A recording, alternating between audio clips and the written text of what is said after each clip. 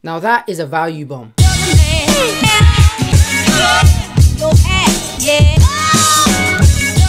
What's going on, guys? It's your boy, the beast of Ecom, and I am back with another video dropping nothing but, you already know, value bombs. If it's the first time ever watching one of my videos, hello and welcome. Please do, if you get some value, like, comment, and of course, smash that subscribe button. Hit the notification bell as well so you stay up to date with my latest videos. Why? Because you do not want to miss out on any of my upcoming content. Okay, so does this sound like you?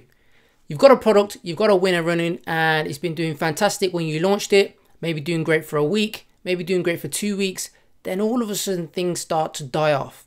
Your cost per conversion starts to rise up, your cost per click starts to rise, you then start to break even, and then eventually start to lose money on the product. Sound familiar? Well, we've all been in that situation where our ROAS just seems to drop overnight. But it doesn't mean the campaign is necessarily dead. And there's been ways how you can increase your ROAS, which I'm going to share with you guys today. If you've got a product and an audience that is working and converting, just because your costs start to rise doesn't mean that you have to turn things off and completely abandon it. Everyone, of course, hates turning off winning campaigns, and of course turning off that last ad set of a previous winning campaign is so hurtful, it's unreal. We've all experienced it. So I'm going to share with you a way that's been working fantastically for myself. Remember, everything is all about testing, and implementing this method here and doing what I've been doing is I've been able to get 13x ROAS on a previous product that was working for myself that I literally thought was going to die. So remember, stay to the end, watch all of the video, consume the information, and most importantly, take action. So let's jump into the computer and let's get straight on with it. Okay, so let's jump straight into this and start dropping some value for you guys.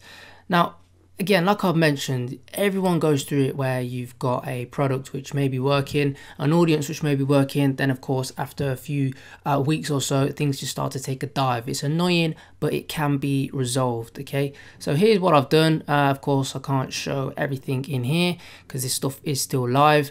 You can see that I've implemented a new creative, okay, and it's currently generating, these are some recent numbers, last week or so. It's getting purchases of $3, okay? $3 is absolutely fantastic with a ROAS of 13x, okay? So spent $37 to generate close to $500, okay? Now, obviously, of course, you can see the old one, which was doing, you know, absolutely pants. You can see that absolutely basically losing money. That one was. So as you can see, I'm just going to refresh this. But as you can see, of course, you know, the new creative is what works, okay? And you need to be testing new creatives if you've got something that is already working at, maybe dying, if you want to revive stuff. And you can see here that the click-through rate is obviously fantastic on this one. Again, cost per clicks at 11 cents. So, you know, it's overall performing fantastically. And like I've mentioned, you know, getting sales for $3 is fantastic. So again, it's all about testing. But how can you guys actually do this? Okay, how can you be doing this? And I'm going to show you guys now. So how to increase your ROAS on sort of dying products or any new products. And this is a fantastic way to use if you've got, you know, before you actually go into your purchase campaigns. First of all, you're going to do, of course, is create a PPE campaign to test the creatives, okay? And what you want to do is set up different ad sets, but these don't have to be high budget ad sets, okay? These are really low spend ones. So $5, fantastic. If you can go lower than that and your budget don't stretch, then feel free to go lower than that, but I'd suggest around about $5. Okay, and what you want to be measuring is your click-through rate, the unique click-through rate, not the all click-through rate, the click-through rate which is for your outbound links, for people clicking through to the product. Because at the end of the day, you know, the whole point of the advert is to get people to click through. That's its job. That is it. Okay, as long as it does that, it's doing its job. So what you want to be doing is measuring the click-through rate, and of course down the funnel, how far are people getting, view contents and add to carts. Now, don't worry about getting sales, okay? Don't worry about getting sales with PPE campaigns. Again, these people that Facebook are sending you are not people who are there to buy, okay? It's as simple as that. Facebook sends the advert out to people who are a lot more broad in your in the ad set and the audience that you're targeting. Okay, these are not the buyers. Remember, Facebook puts everyone into different categories. There'll be buyers on Facebook, which when you run your purchase campaigns, that's who Facebook send it to. But if you're running PPEs, again, they're just sending it to broad people. But a high click-through is an indicator, okay, that your people, when they send it to your purchase campaign, is gonna you know, get a better click-through rate and more likely people to buy. So don't worry about sales, okay? So what do you want to do? What do you want to do if you found things, or if you've got a product that is working and you know, it's starting to die off, it's starting to dip, or you want to revive an old campaign, so to speak, and increase that ROAS? One thing you can do is change the ad copy, okay, the actual copy and the actual words. So you can use different buzzwords, different statements, different questions. Now I've got a another video. If you scroll through my videos, I might link it after this one, or try and link it after as a suggested video at the end of this one, on how to do you know, how to create ad copy that works. Now you can take bits and inspirations from that video and use it, but basically you want to be posing different questions, different statements and different buzzwords to what you're currently using. Try long form copy, okay? A lot of people use short form copy. Again, long form copy doesn't work for all products. If you've got a product that is solving a problem and stuff like that, then long form copy can work. And when I mean long form copy, I mean something that is got a few paragraphs in there, okay? So try that out. Again, use different emojis. You can always use different look at the ones that you're currently using, completely change them up. Try and find ones that are a little bit more relevant, or ones that will stand out a little bit better.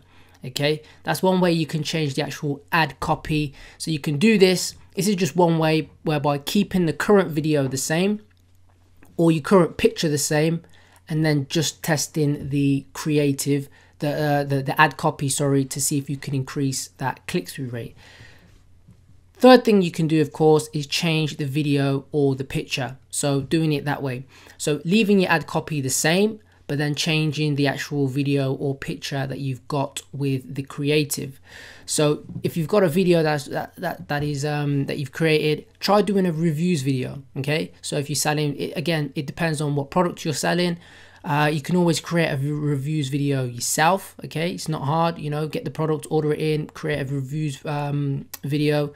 You can do that with your iPhone, okay, and a simple stand off eBay or Amazon. Create a reviews video. Or switch it around, okay? If you've got a current advert that is using a video, use a picture. Find a picture, which is fantastic. Or vice versa, okay? If you've got a picture, create a video. Do a video slideshow of pictures, you know, whatever it may be. Switch those around.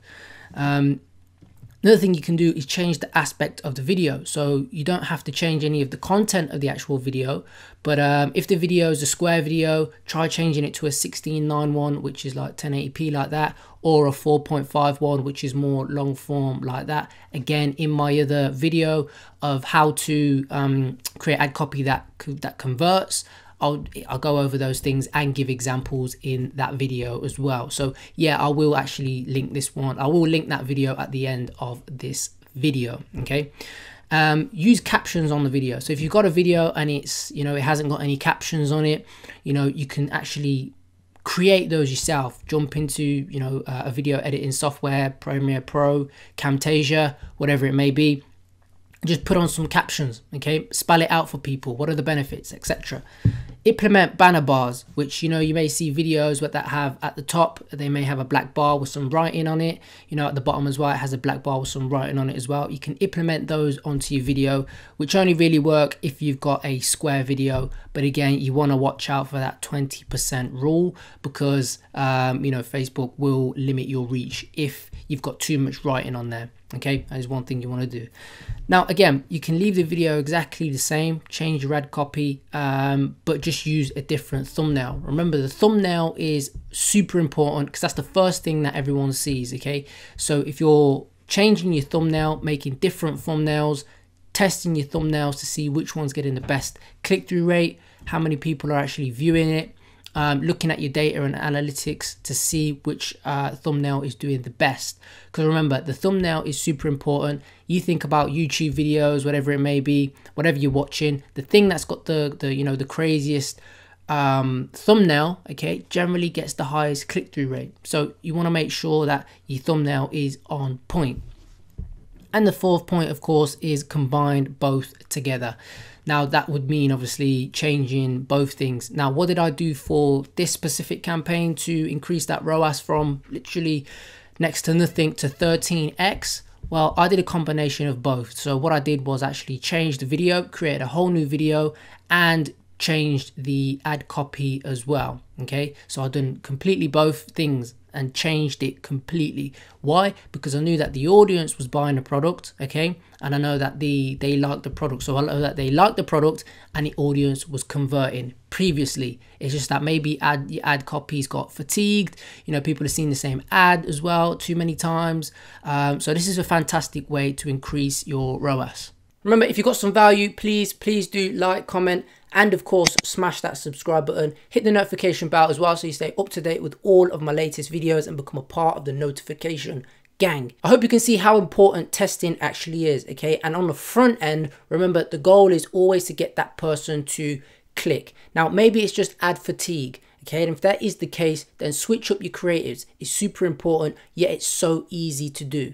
Test your creatives in a PPE campaign, see which ones are getting the best click-through rate, and then just move those ones into your original purchase campaign. See how they go, and you'll be surprised at which creatives actually take off on a product which is, you know, you might have thought was dying or going to die. That is it for this video. I have got a link down below for my free mastermind group. It's currently over 2,000 people, 2,000 entrepreneurs all in there doing e-commerce. So make sure you join the team. 100% free. The link will be down below.